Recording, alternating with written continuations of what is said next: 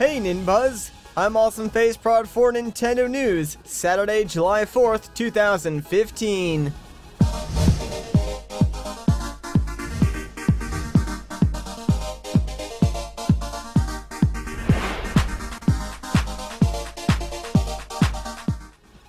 Club Nintendo is officially gone.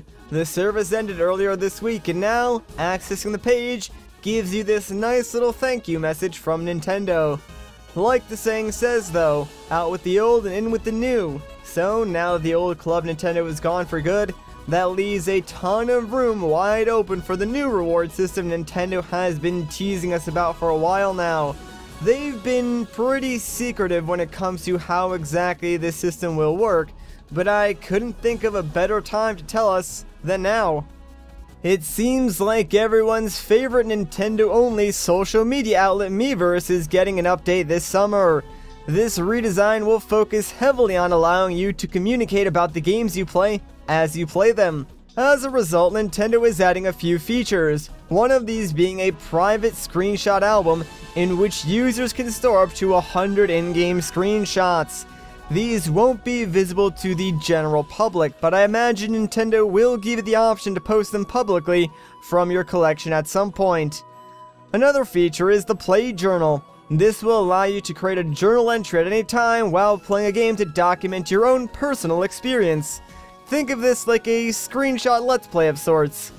It's a cool idea, but not all games will support this feature at launch, it seems.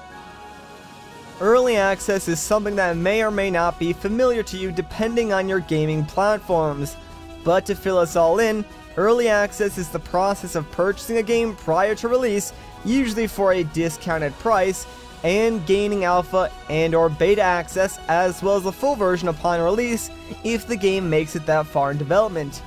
Nintendo seems to be interested in this concept for the eShop, and without confirming anything, Nintendo's own Damon Baker did say that they were looking into the possibility of this for indie games on the eShop.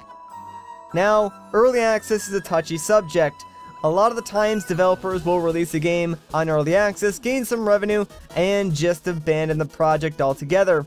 It's a big problem, one I think Nintendo should try and solve before adding this to the eShop, so they can reduce the amount of risk of young gamers getting scammed by these early access titles.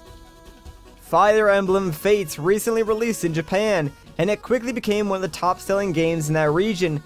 However, those of us outside of Japan won't be able to play or really understand the story until it gets localized next year, right?